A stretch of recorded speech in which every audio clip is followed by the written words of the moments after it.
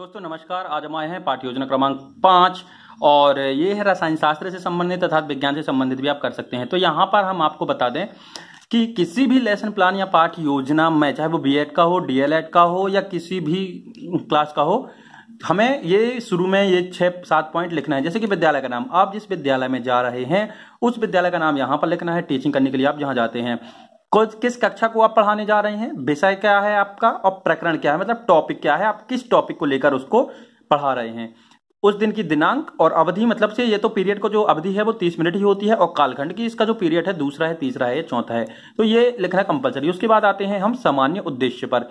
तो जो सामान्य उद्देश्य होता है वो विषय से संबंधित होता है। तो यहाँ पर जो विषय है हमारा विज्ञान या रसायन शास्त्र या केमिस्ट्री है, तो उस विषय को पढ़ाने से बच्चों को क्या प्राप्त होगा, बच्चों को क्या मिलेगा, क्या शिक्षा मिलेगी, क्या विकास होगा, ये सब उद्देश्य यहाँ पर आपको लिखने हैं। यहाँ पर हमने 5 उद्देश्य लिखे हैं सामान्य उद्देश्य, तो आप उसको अच्छे से देख लीजिएगा और वीडियो को हो सके तो पुश करके लिख लीजिएगा। उसके बाद आता है विशिष्ट उद्देश्य। तो विशिष्ट उद्देश्य हम आपको बता दें, ये जो विशिष्ट उद्देश्य होते हैं वो प्रकरण से संबंधित होते हैं। यहाँ पर हमारा प्रकरण है मृदु और कठोर जल। तो मृदु और कठोर जल से संबंधित यहाँ पर 3, 4, 5 जितने भी आप लिख सको उद्देश्य लिख सकते हैं। और जितने भी आप केमिस्ट्री या रसायन शास्त्र के लेसन प्लान बनाएंगे उसमें समान उद्देश्य सेम रहेगा। उसके बाद आती है सहायक सामग्री। आप जब टीचिंग के लिए जाते हैं तो वहां पर आपको पढ़ाने के लिए किन किन वस्तुओं की जरूरत पड़ेगी, यहां पर आपको लिखना है आवश्यक सामग्री में, जैसे चौक, डस्टर, श्यामपट्ट, चार्ट आदि।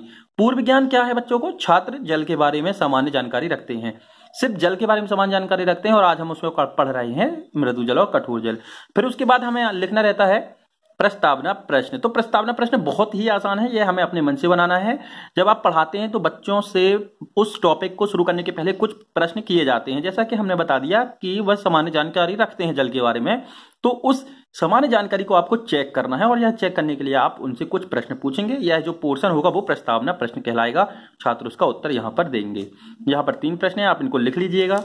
उसके बाद हम आते हैं उद्देश्य कथन। तो उद्देश्य कथन में लिखना है कि बच्चों आज हम कठोर व मृदु जल के बारे में विस्तार से अध्ययन करेंगे। सबसे इंपॉर्टेंट पार्ट आता है पाठ प्रस्तुतिकरण। पाठ प्रस्तुतिकरण में आपको 5 या 6 कॉलम की जरूरत पड़ेगी, जिसमें कि आप यहाँ पर देख रहे होंगे। जैसे कि पहला का यदि हम पॉइंट बता दें तो यहाँ पर है शिक्षण बिंदु, मतलब जिस बिंदु को आप पहले समझाएंगे उसको यहाँ पर लिखेंगे, जैसे कि कठोर जल क्या है और उसके प्रकार।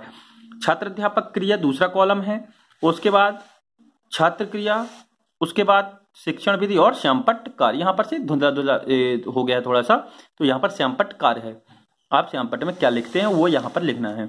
उसके बाद जब हम चालू करते हैं तो यहां पर आप ध्यान दीजिएगा, शिक्षण बिंदु हमारा है कठोर जल और उसके प्रकार। यहां पर आप ध्यान दीजिएगा परिभाषा, कठोर जल की परिभाषा यहां पर लिखी हुई है और इसको आप नोट कर लीजिएगा वीडियो को पुश कर।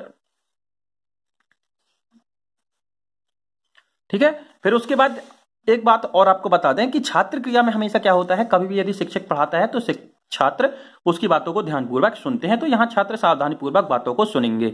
जब तक कि शिक्षक के द्वारा प्रश्न नहीं किया जाता है तब तक छात्र कुछ भी नहीं बोलेंगे, या फिर से चैप्टर समाप्त होने के बाद, टॉपिक समाप्त होने के बाद अपनी शंकाओं को दूर करने के लिए प्रश्न छात्र शिक्षक से करेंगे।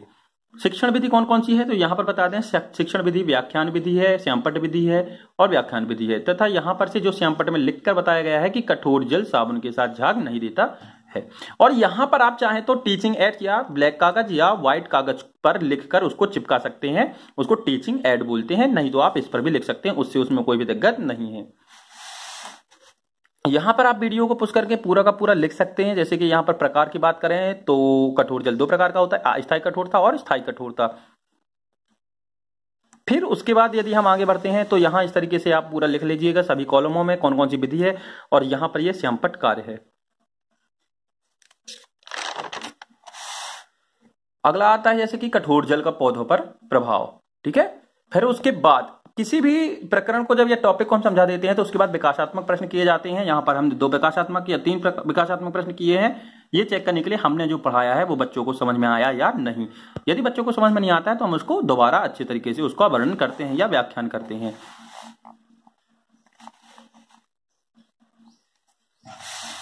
उसके बाद अगला जो शिक्षण बिंदु है वो मृदु जल है। मृदु जल के बारे में यहां पर लिखा हुआ है, आप वीडियो को पुश करके लिख लीजिएगा।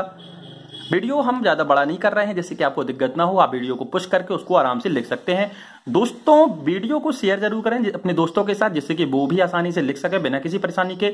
और आपसे निवेदन है कि यदि आपको किसी प्रकार की इससे सहायता मिलती है, आपका समय बचता है, तो आप चैनल को सब्सक्राइब करें और वीडियो को लाइक जरूर करें, जिससे कि हमारा मनोबल बढ़े और हम अच्छी अच्छी वीडियो बना सकें। क्योंकि आपका साथ होगा तभी तो हम कुछ करेंगे या कुछ करने की जिज्ञासा हमारे अंदर होगी। जैसे अगला फिर जब पाठ प्रस्तावना हो जाती है तो उसके बाद मूल्यांकन प्रश्न ये क्लास में किया जाता है, निरीक्षण कार्य, और यहाँ पर 2 या 3 प्रश्न ही किए जाने हैं, ज्यादा प्रश्न नहीं पूछना है। निरीक्षण कार्य, जब बच्चे श्यामपट्ट से लिख रहे होंगे तब छात्र अध्यापक पूरी कक्षा में घूमकर निरीक्षण कार्य कर रहे होंगे। फिर उसके बाद आता है गृह कार्य। गृह कार्य में आपको 2 या 3 प्रश्न ही देने हैं, ज्यादा प्रश्न नहीं देने हैं, क्योंकि अन्य विषय होने के कारण से उनको अन्य विषय का भी गृह कार्य मिलता है। तो आज के लिए इतना ही, और दोस्तों शेयर करना बिल्कुल न भूलें, वीडियो को लाइक जरूर करें और हो सके तो शेयर करें।